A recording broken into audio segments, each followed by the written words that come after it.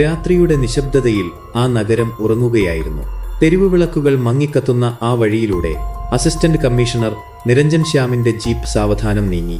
കഴിഞ്ഞ 10 ദിവസത്തിനുള്ളിൽ ആ നഗരത്തിന്റെ ഉറക്കം കെടുത്തിയ മൂന്നാമത്തെ മരണം. ആദ്യത്തെ മരണം നടന്നപ്പോൾ അതൊരു ഹൃദയാഘാതമാണെന്ന് എല്ലാവരും കരുതി. രണ്ടാമത്തെ മരണമായപ്പോൾ സംശയങ്ങൾ മുളപൊട്ടി. ഇപ്പോൾ ഇതാ മൂന്നാമത്തെ മരണം. നിരഞ്ജൻ തന്റെ ഡയറിയിലേക്ക് ഒരിക്കൽ കൂടി നോക്കി. എല്ലാം ഒരേ പാറ്റേൺ. വീടിനുള്ളിൽ മരണം, വാതിലുകൾ അകത്തുനിന്ന് പൂട്ടിയ നിലയിൽ. ബലപ്രയോഗത്തിന്റെ ഒരു അടയാളം പോലും എവിടെയുമില്ല. പക്ഷേ ഒരു കാര്യം മാത്രം 3 സ്ഥലത്തും സമാനമായിരുന്നു. മൃതദേഹത്തിന് അരികിലായി പകുതി കുടിച്ചു തീർത്ത ഒരു ചായക്കപ്പ്. ആദ്യത്തെ ഇര റിട്ടയർഡ് അധ്യാപകനായ രാഘവൻ മാസ്റ്ററായിരുന്നു. രണ്ടാമത്തത് റിയൽ എസ്റ്റേറ്റ് ബ്രോക്കർ മാത്യു.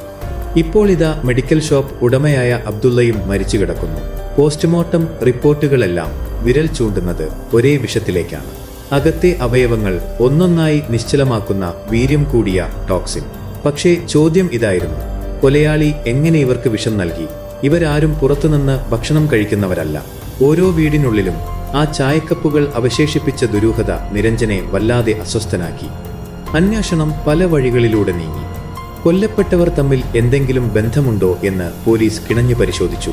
അവർ ഒരുമിച്ച് പഠിച്ചവരാണോ? എന്തെങ്കിലും ബിസിനസ് ഇടപാടുകളുണ്ടോ? ഏതെങ്കിലും ഹെൽത്ത് ക്യാമ്പിലോ സംഘടനയിലോ ഇവർ ഒരുമിച്ച് പങ്കെടുത്തിട്ടുണ്ടോ? എല്ലാ ചോദ്യങ്ങൾക്കും മുന്നിൽ ഒരു വലിയ മതിൽ വന്നു നിൽക്കുന്നത് പോലെയായിരുന്നു അന്വേഷണം. ഓരോ ക്ലൂവും ഒരു ഡെഡ് എൻഡിൽ അവസാനിക്കുന്നു. പഴയ ശത്രുതകളോ സ്വത്ത് തർക്കങ്ങളോ ഒന്നും തന്നെ അവിടെയില്ലായിരുന്നു. നിരഞ്ജൻ ആ വീടുകളിലെ ഫോട്ടോകൾ വീണ്ടും പരിശോധിച്ചു. ആ ചായക്കപ്പുകൾ, അവയാണ് ഈ കേസിലെ ഏകസാക്ഷി. ഒരു വൈകുന്നേരം സ്റ്റേഷനിലിരുന്ന് ഫയലുകൾ മറിച്ചു നോക്കുമ്പോഴാണ് നിരഞ്ജന്റെ ശ്രദ്ധയിൽ ആ ഒരു ചെറിയ കാര്യം ഉടക്കുന്നത്. 3 പേരും ചായ ഉണ്ടാക്കുന്ന ശീലമുള്ളവരല്ല. രാഘവൻ മാസ്റ്റർ ഒറ്റയ്ക്കായിരുന്നു താമസമെങ്കിലും ചായ എന്നും കടയിൽ നിന്ന് കുടിക്കുന്നയാളാണ്. മാത്യുവിനും അബ്ദുള്ളയ്ക്കും ചായ ഇട്ട് നൽകാൻ വീട്ടിൽ ആളുകളുണ്ടായിരുന്നു. പക്ഷേ ആ മരണങ്ങൾ നടന്ന സമയത്ത് വീട്ടിൽ മറ്റാരും ഉണ്ടായിരുന്നില്ല. അങ്ങനെയെങ്കിൽ ആരാണ് ആ ചായ അവർക്ക് നൽകിയത്? അതൊരു പുറത്തുനിന്നുള്ള ഒരാളായിരിക്കണം. പക്ഷേ അയൽവാസികൾ ആരും ഒരു അപരിചിതനെ പോലും അവിടെ കണ്ടിട്ടില്ല. നിരഞ്ജൻ ഒരു നിമിഷം കണ്ണടച്ചിരുന്നു, ആലോചിച്ചു. പകൽ വെളിച്ചത്തിൽ ആരുടെയും സംശയത്തിന് ഇട നൽകാതെ എല്ലാ വീടുകളിലും അധികാരത്തോടെ കടന്നു ചെല്ലാൻ കഴിയുന്ന ആൾ ആരായിരിക്കും? പെട്ടെന്നാണ് ആ സത്യം നിരഞ്ജന്റെ ഉള്ളിൽ മിന്നൽ പോലെ പിടഞ്ഞത്. പാൽ. എല്ലാ വീടുകളിലും അതിരാവിലെ എത്തുന്ന പാൽക്കാരൻ. രാവിലെ 6 മണിക്കും 7 മണിക്കും ഇടയിലാണ് മരണങ്ങൾ നടന്നിരിക്കുന്നത്. ആ സമയത്ത് പാൽക്കാരൻ വരുന്നതാരും ശ്രദ്ധിക്കാറില്ല.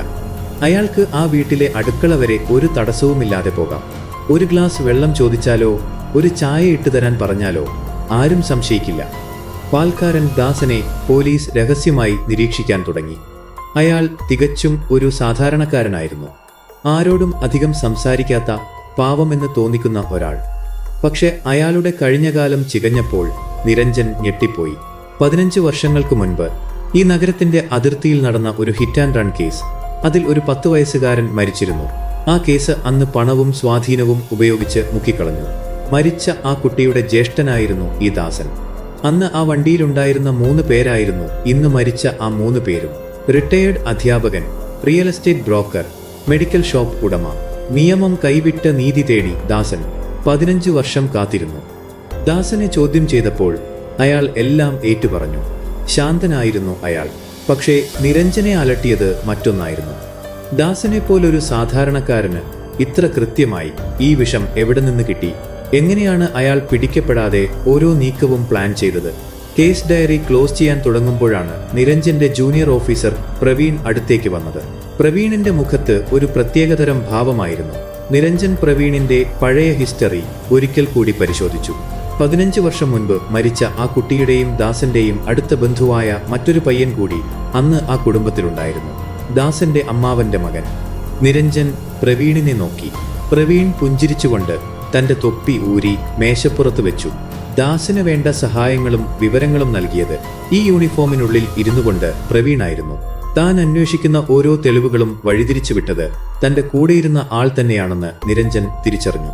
ആ ഹിറ്റ് ആൻഡ് റൺ കേസിൽ നീതി കിട്ടാതെ പോയ അന്ന് ആ പിഞ്ചുകുഞ്ഞിന്റെ മൃതദേഹത്തിന് മുന്നിൽ നിന്നെടുത്ത ശപഥമായിരുന്നു അത്. നിയമം കണ്ണടച്ചപ്പോൾ അവർ വിധി നടപ്പിലാക്കി. ഇപ്പോൾ ആ നഗരം വീണ്ടും ശാന്തമാണ്. ദാസനും പ്രവീണും ജയിലിനുള്ളിലാണ്. പക്ഷേ നിരഞ്ജൻ ശ്യാമിന്റെ മനസ്സിൽ ഒരു ചോദ്യം മാത്രം ബാക്കിയാവുന്നു. ഒരു കുറ്റവാളിയെ പിടിച്ച ആശ്വാസത്തിലല്ല അയാൾ വീട്ടിലേക്ക് മടങ്ങിയത്. ഈ കൊലപാതകങ്ങൾ നീതിയാണോ അതോ വെറും പ്രതികാരമാണോ? നിയമത്തിന്റെ പുസ്തകത്തിൽ ഇതിന് മറുപടിയുണ്ടാകില്ല. ഒരുപക്ഷെ കാലം ഇതിന് മറുപടി നൽകിയേക്കാം. നിരഞ്ജൻ ജീപ്പിന്റെ ഗ്ലാസ് താഴ്ത്തി പുറത്തെ ഇരുട്ടിലേക്ക് നോക്കി. അവിടെ എവിടെയോ ഇപ്പോഴും നീതി ലഭിക്കാത്ത പഴയ കഥകൾ ഉറങ്ങിക്കിടക്കുന്നുണ്ടാവാം. നിങ്ങളുടെ അഭിപ്രായം കമന്റുകളിൽ രേഖപ്പെടുത്തുക. വീഡിയോ ഇഷ്ടപ്പെട്ടാൽ ലൈക്ക് ചെയ്യാനും ചാനൽ സബ്സ്ക്രൈബ് ചെയ്യാനും മറക്കരുത്. അടുത്ത ഒരു കേസുമായി വീണ്ടും കാണുന്നതുവരെ നന്ദി, നമസ്കാരം.